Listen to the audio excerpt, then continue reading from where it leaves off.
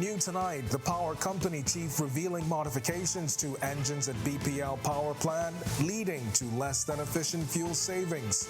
Consumers on the hook for hefty power bills and unfounded accusations.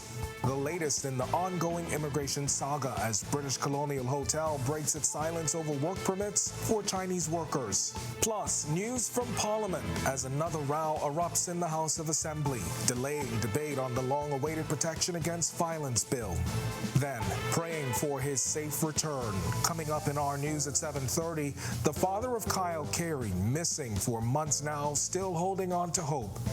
Our news live at 7 starts right now.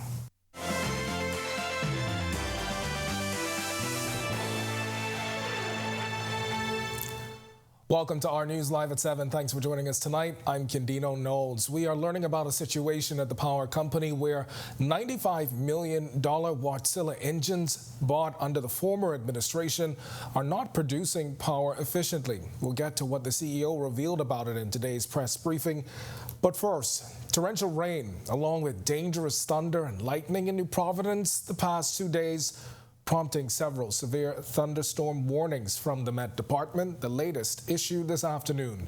The rainfall causing flash flooding along major roadways with several videos, one of which you're looking at right now, circulating.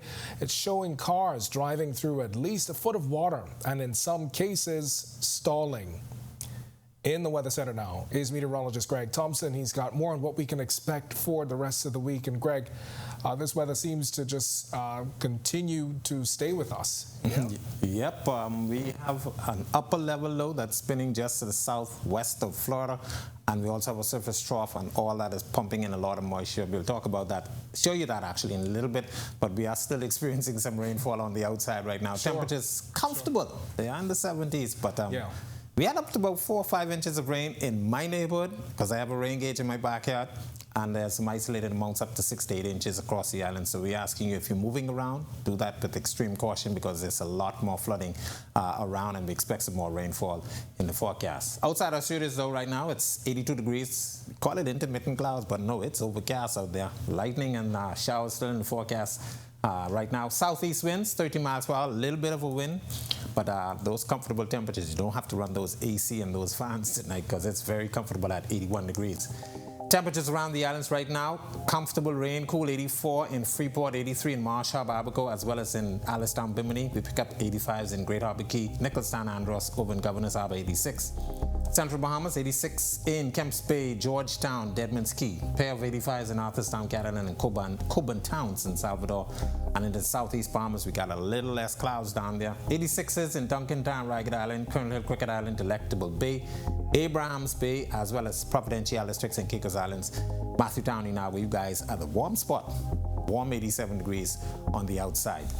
Looking at our radar and satellite composite, as I mentioned, an upper level low that's spinning just to the southwest of Florida. That's pumping a lot of moisture across our area, and we will continue to see that trend throughout the rest of the night and into tomorrow. There's also a surface disturbance, we call it the surface trough, hanging out across the northwest Bahamas. That whole batch of stuff will be moving across Florida, but we will continue to see a lot more moisture being pumped into our area with this upper level low. There's also a second one out there in the Atlantic that's going to be headed our way. This will destabilize our atmosphere a little more, so tomorrow we're looking at a repeat of some showers and thunderstorms. Most of it will actually be across the extreme northwest Bahamas, but some of it could pop up in the central Bahamas. Flooding is expected, severe thunderstorms, so we're asking you to make sure you listen to the warnings put out by the Department of Meteorology. That's your first look at us. Stick with us. A look at your extended forecast is still to come. Kendino? All right, thanks a lot, Greg. And now to that situation at BPL we told you about at the top, as the CEO revealing today the $95 million Wärtsilä engines purchased under the former administration are compromised following modifications.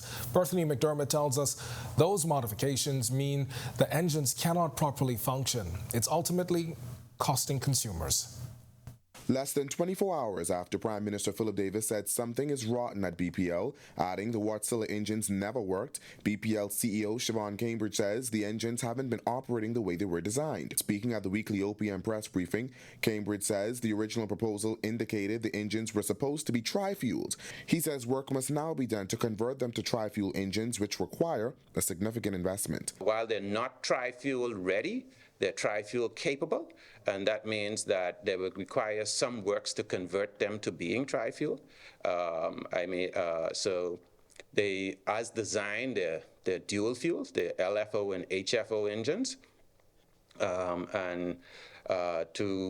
to get them to be tri-fuel will require an additional, at the time it was around about £500,000 investment. BPL ended its contract with Wärtsilä to operate 123 megawatts of generation at Clifton Pier at the end of 2022. In March 2019, it was announced that BPL would install the Wärtsilä engines at a cost of $95 million.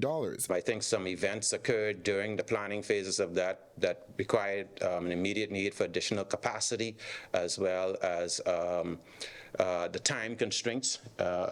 And so there were some modifications made to the original design, and that has resulted in the production or the ability of those units to produce as they are designed to being somewhat compromised. The BPL CEO also revealing that modifications to the engines hampered the intended fuel-saving plan. That has resulted in some eating or eroding of some of the fuel savings benefits that were envisioned with the project, as well as some of the operational and performance issues. Reporting for Our News, I'm Berthany McDermott. All right, thanks a lot, Berthany. And speaking about power supply, hotel industry leaders say they are struggling with the cost of utilities and persistent blackouts. They say it's cutting into profits. We'll actually have more on that coming up in a little bit. But now to this, Strategic Property Holding, the owners of British Colonial Hotel, expressing concern over what it's calling unfounded accusations about the immigration status of its workers. The owners say all workers operate under the heads of agreement and are in compliance with all applicable Bahamian laws. The statement concluded saying the hotel will create 300 permanent jobs for Bahamians as part of its continued commitment to creating opportunities. And this situation with work permit discrepancies involving some of those Chinese workers at British Colonial Hotel, among a myriad of challenges at the Ministry of Immigration, leading to continued calls for the resignation of Minister Keith Bell. Former Prime Minister Dr. Hubert Minnis, who was speaking in the House of Assembly last night, telling Parliament Prime Minister Philip Davis must protect the integrity of the office. It's easier if the member recognizes that he too have a responsibility to protect the office of the Prime Minister and his colleagues, and he should do the honorable thing and resign. In the absence of that, the Prime Minister has a responsibility to remove such a member.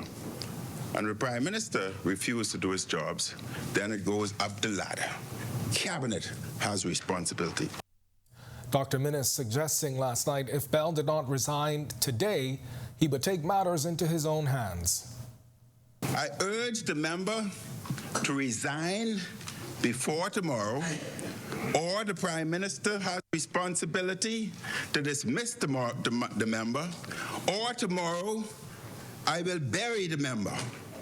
I will have to present more information to ensure that the member resigns from his post. Thank you, Honourable Member. I would prefer not to go that route. I would prefer that the Prime Minister do his job. All right, well, debate delayed in Parliament today over the long-awaited Protection Against Violence bill after a dispute arose between the Prime Minister and opposition leader who took offense to several provisions in the legislation. Sasha Lightbourne gets us caught up.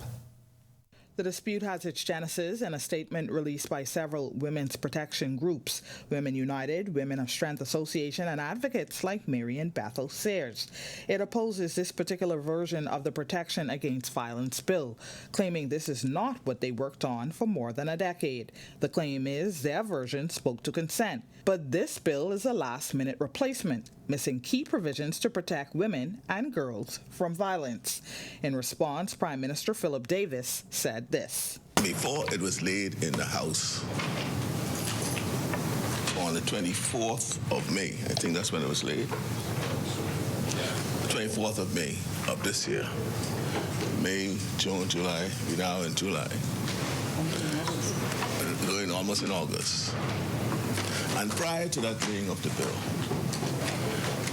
all right, why discussions were held. Opposition leader Michael Pintard then rose to his feet. You're saying you're just hearing about it? Hearing about what? Hearing about an objection to the bill that had been laid in the House. And I'm saying that that is false. The timeline is not this morning that this administration should have heard about the objection. The timeline predated the end of June. Social Services Minister Obi Wilshcombe, whose ministry will feel the most impact, said a number of groups were consulted. We sent from the Zonta Club, we sent to the director of the Crisis Center, we sent to the Focus Women International group. Minister Wilshcombe mentioned the involvement of other groups, including some religious denominations, but Pintard would have no part of it. I will table two articles that clearly show that organizations... Honorable member, yes, I know. Is being disrespectful. It's not being disrespectful. I'm not being disrespectful. I am not being disrespectful. He can think for himself. Reporting for Our News, I'm Sasha Lightbourne. Still to come on Our News, cutting into profits. Hotel industry leaders say they are struggling with the cost of utilities and persistent blackouts. But first, a man soon to be indicted after facing a judge today charged with murder. This as a man is hospitalized in serious condition after he was shot right in front of his home. How prosecutors say the incident unfolded when Our News returns.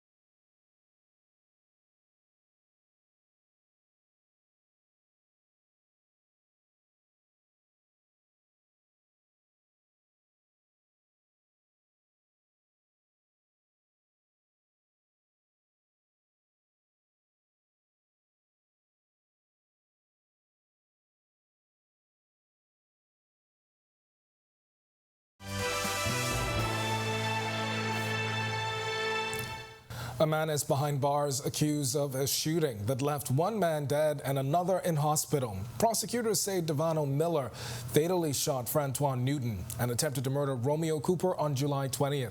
Police say the victims were in a conversation at Dean's Alley off Market Street when a lone gunman exited a white car and shot them both. Miller was not required to plead during his court appearance. Bail was denied. He's expected back in court on October 31st to be indicted. And a 29-year-old man of Cottonwood Street, Pinewood Gardens, has been hospitalized after he was shot last night. Police say the victim was sitting in his Honda vehicle just after 10:30 outside his home when he was approached by two unknown men, one of whom produced a firearm and shot him multiple times. EMS personnel responded and transported the victim to hospital, where he remains in serious condition. Well, utility costs and blackouts are taking a toll on even the biggest tourism players in the country this summer. During the Bahamas Hotel and Tourism Association Board of Directors and membership virtual meeting, multiple speakers mentioning today their struggles with utilities this year, including Bahamar President Graham Davis, who said Their utility costs are up a whopping 48%. From a utility standpoint, we're up 48% in our utility costs. Right now, just for this part of the year and forecasting the rest, we'll be up about $8.5 million in utility expenses for the year, and that's certainly having a significant impact on us. We certainly hope that there is some relief here as we get to later on in Q3 and Q4 on our BPL expenses, but that is having a significant impact on our profitability. And it's not just Bahamar feeling the pinch. Executive Director of Bahamas Out Island Promotions Board, Carrie Fountain, says hotels and tourism stakeholders in the Out Islands are also struggling. I just wanted to echo something that Graham Davis said. That is the concern that we have with these blackouts. We're paying more and we're getting less. And not only is it causing a poor customer experience, but it's also increasing the cost to the hotel operators, as every time something like that happens, they have to replace equipment. So hoping that we can get this matter resolved as quickly as possible. All right, local authorities and medical professionals are seeking to raise awareness about illicit drug use in the country, while the more familiar substances such as marijuana, alcohol, and cocaine continue to rise. A local doctor is saying they're now keeping an eye out for a new drug hitting the streets. Megan Shepard has the details. China White, some of the names: Poison, Tango and Cash, TNT. These are all street names for the highly lethal illicit drug fentanyl. Dr. Kirk Christie, Director of Addiction Services at Sandilands Rehabilitation Center, says 1 dose of the drug equals about 10 to 15 grains of table salt. And an overdose can kill you in as fast as 5 minutes. The illegal fentanyl is produced in clandestine chemical labs, and so you have these unscrupulous drug pushers and drug dealers who are rushing, and so they do not maintain the quality of control. The Royal Bahamas Police Force has actually interdicted 2 pill press in the country since 2016.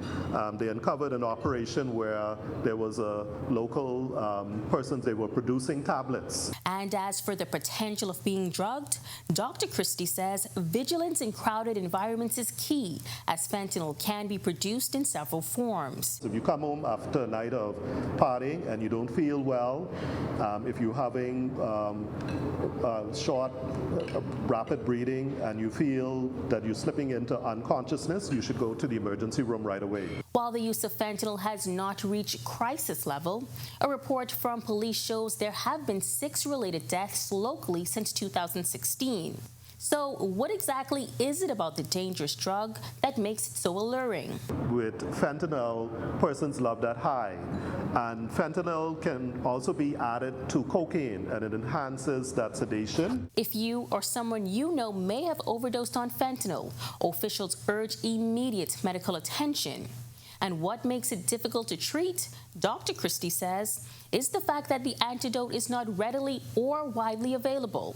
Urging the authorities to purchase the intranasal Narcan, which can be made available to the first responders. Reporting for Our News, I'm Megan Shepard. When our news comes back from the break, we turn our spotlight to stories making headlines across the world as scientists say July is on pace to be the world's warmest month on record. And in deliberation, the jury in the trial of a Jamaican man accused of killing 2 American missionaries soon to reach a verdict. Plus, how rising sea temperatures are adding fuel to the fire in tonight's Sustainability First, when our news returns.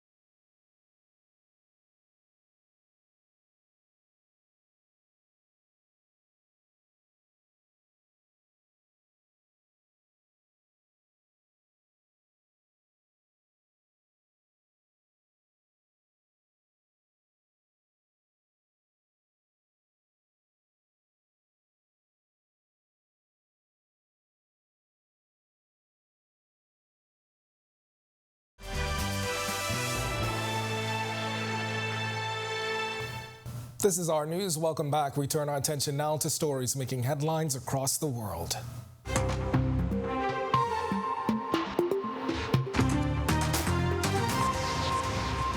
Scientists say July is on pace to be the world's warmest month on record as heat waves across the U.S. and Europe spark concerns about the situation. U.S. President Joe Biden describing the situation as an existential threat, while the mayor of Phoenix, Kate Gallego, says the city has faced 27 days of temperatures above 110 degrees Fahrenheit. An Arizona girl who disappeared nearly 4 years ago has turned up at a police station in Montana. Police say she showed up alone in good health and identified herself. Her mother was overjoyed to have her daughter back, reminding people that miracles do exist. U.S. prosecutors decided to drop a campaign finance charge against former FTX CEO Sam Bankman-Fried. The decision is to keep Fried's trial focused on what government claims to be his main crime, and that is stealing billions of dollars from cryptocurrency customers at his now bankrupt FTX exchange. Fried is fighting to stay out of jail ahead of his October 2nd trial on fraud charges. And finally, the jury in the case of Andre Thomas is now deliberating. Thomas is charged with the 2016 murder of two American missionaries, Harold Nichols and Randy Hetzel, who were found dead in Wentworth District, St. Mary, Jamaica, between April 30th and May 1st, 2016. Thomas was arrested in 2016, making international headlines, and was charged with 2 counts of murder along with Dwight Henry. The jury retired this morning to consider its verdict after hearing nearly 4 weeks of evidence. All right, well, we've all been feeling the heat this summer, but some are saying the more concerning temperatures are those coming from the seas. In tonight's edition of Sustainability First, Marlena Leonard discusses the connection between water temperatures and stronger hurricanes. Bahamas First, putting sustainability first for our people and our environment. What's first for you and the planet comes first for us. This summer has been full of reports of record-high temperatures across the world, including ocean temperatures entering the triple digits in the region. But what does it mean for this year's hurricane season? Should a storm form, there are multiple factors that contribute to hurricane strength, but warmer water temperatures are often listed as the first factor that contributes to the intensity of a storm. The National Oceanic and Atmospheric Administration calls heat energy the fuel for the storm and compares rising ocean temperatures to adding fuel to a fire. Some studies also suggest climate change could be making hurricanes more destructive, as the warming atmosphere may cause slower winds, causing storms to not blow through as quickly as they had in the past. So what can we do, if anything, about this? An answer could be in the planting and conservation of mangrove forests. They store up to 5 times the amount of carbon as inland forests and help to protect shorelines should a storm hit. Yesterday was World Mangrove Day, and this week many initiatives are ongoing around the country working to plant and conserve the hidden heroes of the environment. Reporting for Our News and reminding you to put sustainability first, I'm Marlena Leonard. Still to come in Our News, today in history, find out interesting facts about the day that was July 27th. Then in Our News at 7:30, a man accused of raping an elderly woman is denied bail. And the family of Kyle Carey, who's been missing for months, pray for his safe return. His father's desperate plea when Our News returns.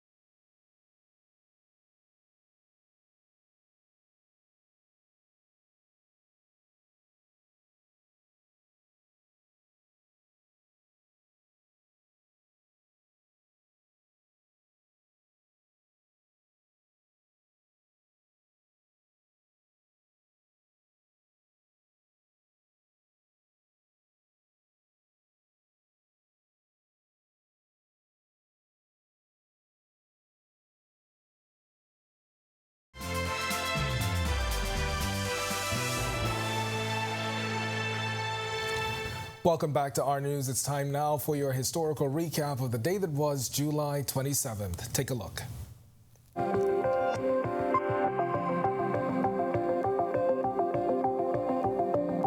On this day in Bahamian history in 1816, the first major battle of the Seminole Wars, the Battle of Negro Fort, took place in Spanish Florida. A cannonball was fired into the fort by a Navy gunboat, hitting a powder magazine, causing an explosion that killed over 300 of the 330 inhabitants. After the war, the fort was abandoned by Edward Nichols, and it became a refuge and community for Africans who escaped captivity. Then, in 2020, a wedding in Eleuthera sparked outrage in the country when 2 Americans tied the knot during a weekend lockdown. Many couples had to have their wedding plans postponed due to sudden lockdown changes. However, the couple on Harbor Island was permitted to conduct their wedding and exceed the 5-person limit. Also on that same day, Owen Arthur, former Prime Minister of Barbados, would take his last breath. Arthur was the longest-serving Prime Minister and left a lasting mark on the economic and social development of that island. He was 70 years old. And finally, in 2022, an industrial accident at Bahamas Hot Mix on Grand Bahama killed 3 people, including a Bahamian, Dominican, and an American. It was reported the men were cleaning a floating tank filled with scrap metal when they were exposed to chemicals.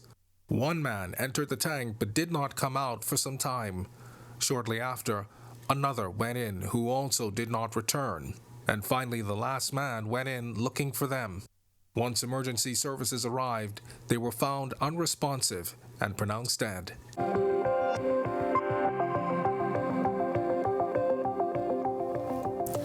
All right, to watch that historical recap again and for all of today's top stories, visit ournews.bs. It's going to do it for us in News at 7. Joining us now is Italia Hall. She's got the latest headlines. Italia? Yes, and well, tonight a man accused of raping an elderly woman and the family of Kyle Carey, who's been missing for months. His family is still praying for his safe return. Here are your latest headlines.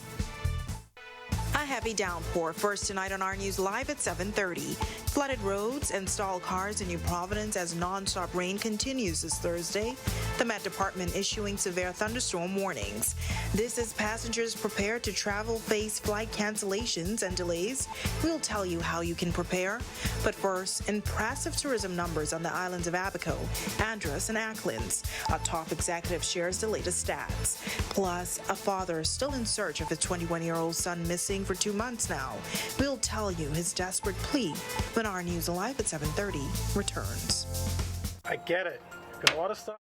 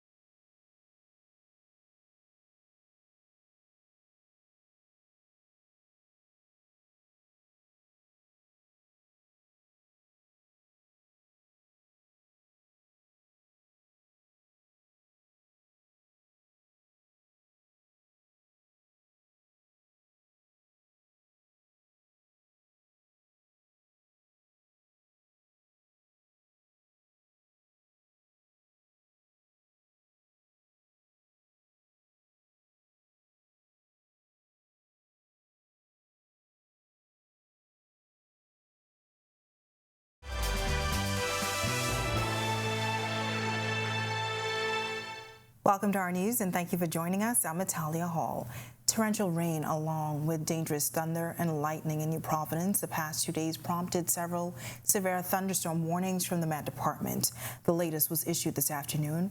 We'll check in with meteorologist Greg Thompson in a bit, but first, describing the Protection Against Violence bill as one that's comprehensive and multi-sectoral, Prime Minister Philip Davis says the legislation, once passed, will serve as a turning point in the country. He says the bill is one that will mark the journey of a safer Bahamas. We are putting in place a legal framework that represents important first steps to protect our people from violence and abuse. What we want is for more people who now feel alone in their nightmare to know that they can come forward. I want them to know that, yes, your fellow Bahamians do care about your safety and your dignity. These are the first steps, but they won't be the last. This bill provides many elements of needed support. Unprecedented actions taken by the government to prevent and respond to violence, protect victims of violence, and provide relevant support services. Now, despite this, Member of Parliament for St. Barnabas, Shannon Cartwright, hinted at the fact that many of the leading women organizations do not support this bill and government should hit the pause button. Many days we've come in here and pieces of legislation that have been tabled and did not proceed. Mr. Deputy, in this session, there have been 7 bills that have been withdrawn and replaced. Who are we doing this for? We aren't doing this for us. They have expressed, once we strip away the politics as best as we can and those biased inclinations that we tend to embrace, all of us sometimes, the truth is who we are doing this for have major concerns. So why not pause? All right, well, a 35-year-old accused of raping an elderly woman during a break-in has been denied bail. Bradley Roll of Exuma stands accused of the July 22nd rape of a 65-year-old woman on the island. The 35-year-old faced charges of rape and burglary when he appeared before Acting Chief Magistrate Roberto Rackley. He was denied bail and is expected to return to court on October 31st to receive voluntary bill of indictment papers. Well, the Bahama Out Islands Promotion Board Executive Director Carrie Fountain says while the Out Islands are seeing success on a macro level, the performance varies by island. In his report during the Bahamas Hotel and Tourism Association Board of Directors and Membership virtual meeting, he compared numbers coming out of the islands from the first half of this year to numbers from 2019, the Bahamas banner year. I can tell you, as far as Abaco is up 11% in terms of room nights sold over 2019. Auckland's is 26% ahead of 2019. And again, I share these numbers January through May. Andros is 14% above 2019 numbers January through May in 2019. And Harbor Island is 6% up. Fountain says Long Island, Exuma, and San Salvador are almost on par with 2019 numbers, while Eleuthera and Cat Island are struggling as a result of a lack of room inventory. For the more successful islands, the stats only get more impressive when Fountain brings up room revenue. Abaco, in terms of room revenue, compared to 2019, January through May, is actually 111%. And I didn't make a mistake. 111% above 2019 room revenue levels, January through May. Auckland's 150% up. Andros 70% up. Harbor Island 38% up. those are the top performers. All right, good news. Well, for the past 2 days, New Providence has experienced lots of rain with dangerous thunder and lightning. Now, this prompted several severe thunderstorm warnings for the island from the Bahamas Department of Meteorology, the latest this afternoon. The rainfall resulted in flash flooding along major roadways, with several videos circulating showing cars driving and in some cases stalled in what appears to be over a foot of water. Well, meteorologist Greg Thompson is live in the Weather Center tonight with a breakdown of what residents can expect as we head into the weekend. Greg, lots of rain today. I was afraid. I don't know about you, but tell us, what can we expect? I had about 4 inches of rainfall in my rain gauge in my yard, and we got some more rain this afternoon, so I know I'm going to see well over 5 inches. Some spots saw 6 to 8 inches, and we are not out of the woods yet because we still have an upper level low and a surface trough, and a lot of moisture pumping in that weather. 82 degrees outside our studios, mostly cloudy to overcast skies, southeast winds at 13 miles per hour, and your feels like temperature is at 81. As I mentioned, upper level disturbance to the west of us and a surface trough, as well as a lot of moisture still pumping across us.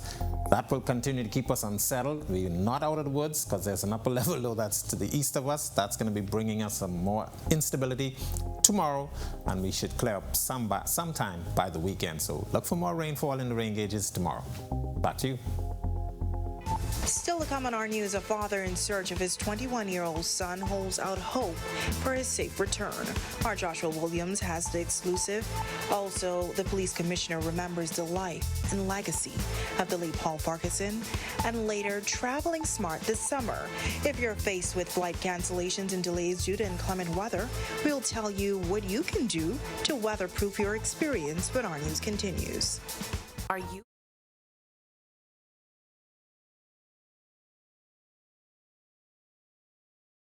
Doctors Hospital is reimagined primary care. We have invested to improve our health system, ensuring that accessible, affordable, world-class clinical care is closer to you. Your relationship with a primary care provider shapes the foundation of your overall health. Our new, modern primary care facilities are where critical diagnosis and true personalized treatment begin. With locations across New Providence, Grand Bahama, and Exuma, we invite you to experience the Doctors Hospital difference. Book your next appointment at clinics.doctorshos.com. Introducing the Focal Smart Pass app that helps you to fuel up faster. Here's how it works. Download the app on the App Store or get it on Google Play and create your profile with payment details. Visit your nearest Shell station, open the app, scan the pump's QR code, select your payment amount, and begin fueling. Say goodbye to cash and cards because the Focal Smart Pass offers secure and convenient payment options right at your fingertips. Download Focal Smart Pass now and fuel up faster today.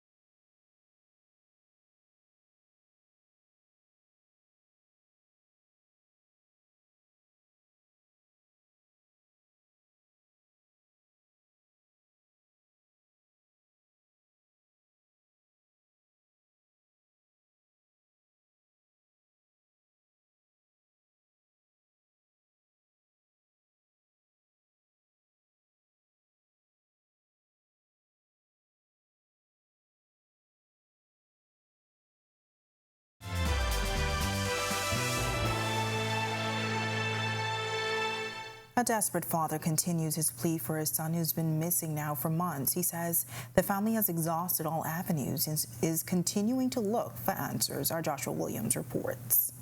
Because I never thought that something like this can happen to me. It's a reality that no parent wants to face. For over 2 months now, Keith Carey has had to live with the fact that his 21-year-old son, Kyle Carey, has been missing. He shared the last time he spoke with his son. We have this handshake that we do.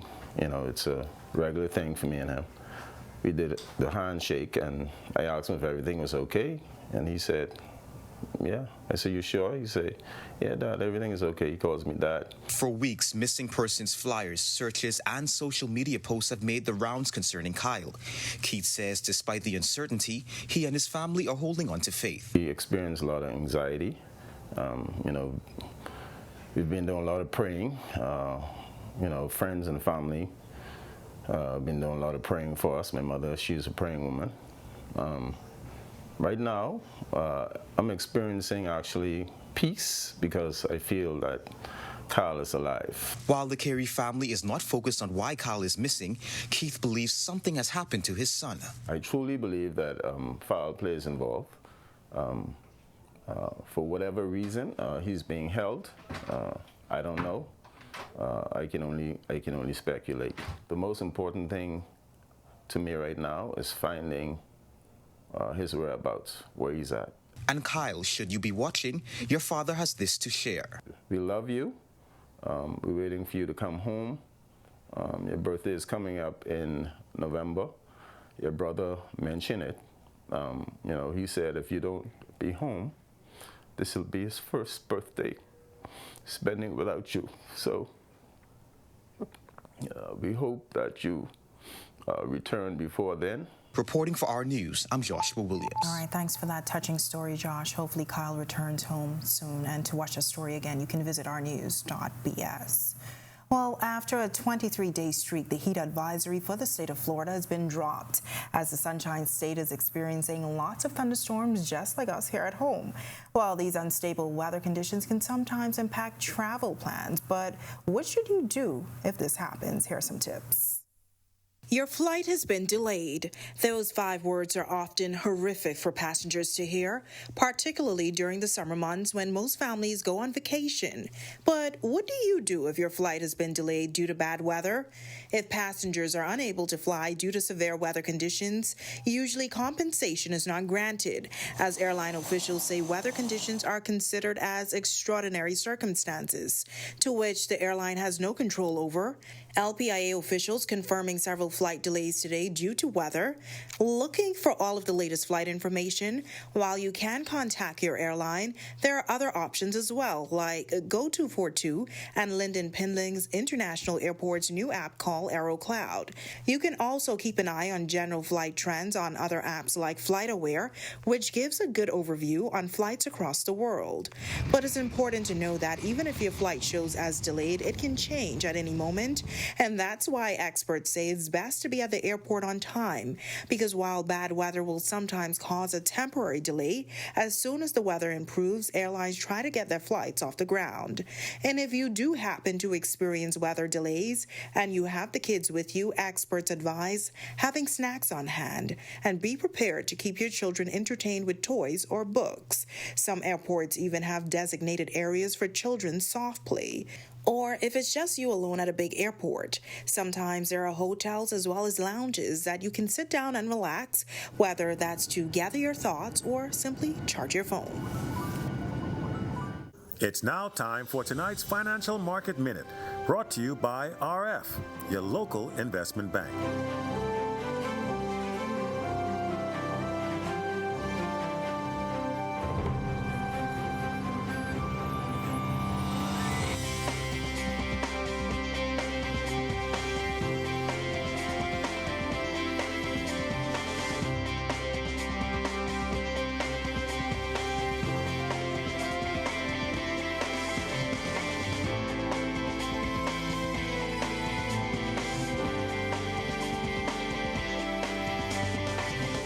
This has been your Financial Market Minute. To explore the best performing mutual funds in the Bahamas, visit our website at www.rfgroup.com. U.S. and local coaches team up to hold a camp in Grand Bahama, and we give you the latest on our volleyball teams in Suriname. Don't go anywhere, our sports is coming right up.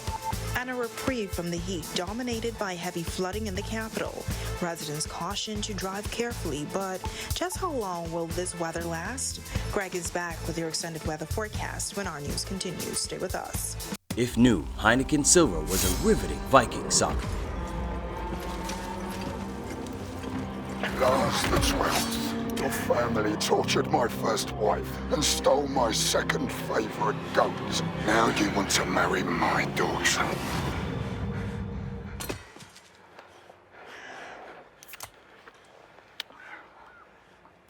Okay. All the taste, no bitter endings. Smooth, fresh, silver.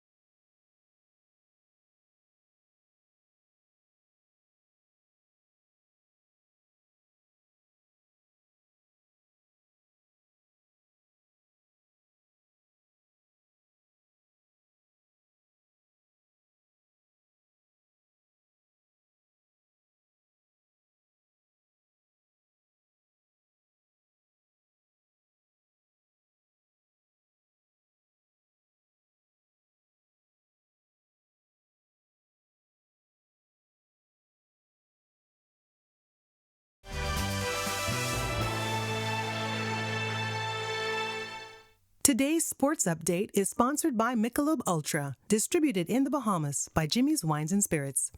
This is our news. Welcome back. Grand Bahama coaches team up with coaches from the U.S. to host a basketball camp. And we bring you volleyball results from Suriname. Here's Tage Adderley with a check on sports. Tage? Hi, hello, good evening, welcome to Our Sports. I'm Tage Adderley.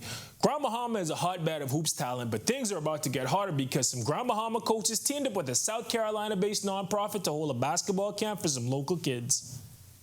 Basketball coach Marco Cooper and Leon Lethan from Grand Bahama teamed up with the Holiday Hoops Foundation, a nonprofit out of South Carolina, to host a basketball clinic for kids. For Cooper and Lethan, this is just the beginning. And so they wanted to come and just bless them with some treats, teach them the game of basketball, and just build friendship. We're looking forward to do it big and better next year. For Willis Holiday, a Greenville-based coach with college and big-time AAU coaching experience, the camp was a worthwhile experience. And it was like a no-brainer once it came up to come here, and we see how much excitement we have.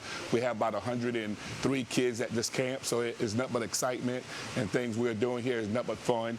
And it's educational time for these kids. What was really cool about this camp was that campers were also given jerseys, sneakers, and basketballs. Great work by the coaches and the organizers. Moving on to some volleyball. Yesterday was a rough one for Team Bahamas in Suriname.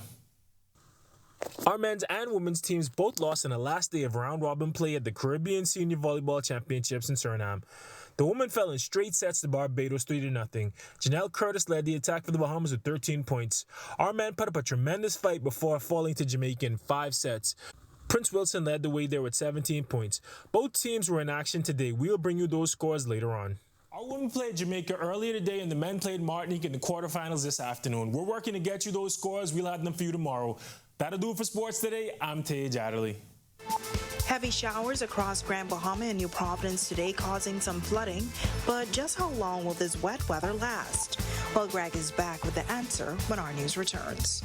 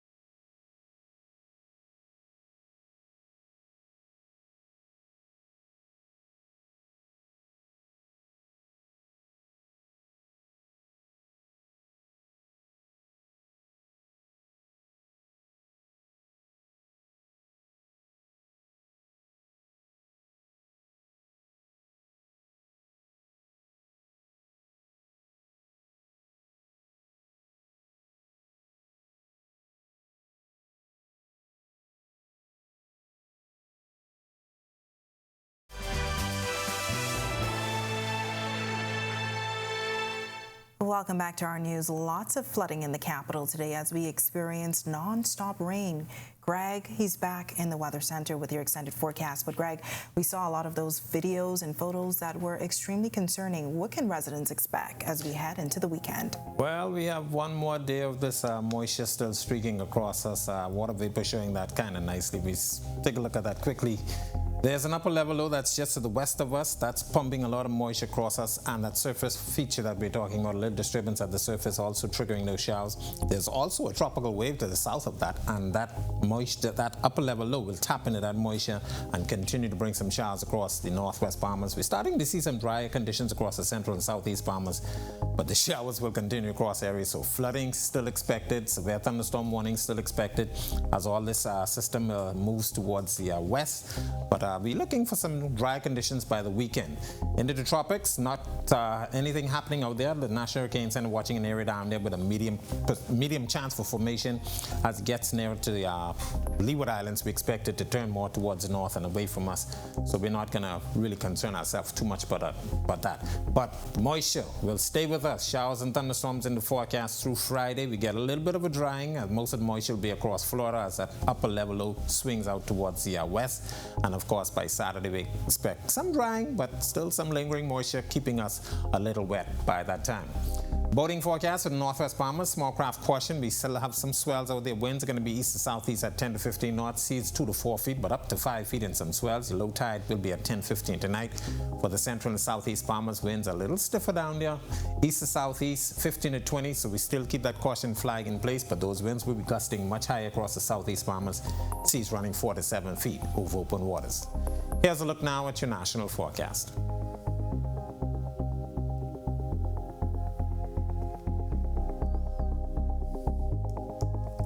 In your extended forecast, showers in the forecast Friday, some lingering moisture on Saturday. Flooding, like I said, still possible on Friday, but by Saturday, late into Sunday, we expect clearing. Temperatures will be back up near the 90-degree mark. We got a little bit of a break from the heat with all this rain, but we had to suffer with the flooding. That's a look at our weather. Back to you, Italia. All right, Greg, thanks for that detailed weather report. And to all our viewers, remember to stay safe. And with that, we thank you for joining us for our news tonight. On behalf of the entire team, I'm Natalia Hall. We'll see you tomorrow night. On the Record with Jerome Sawyer starts now.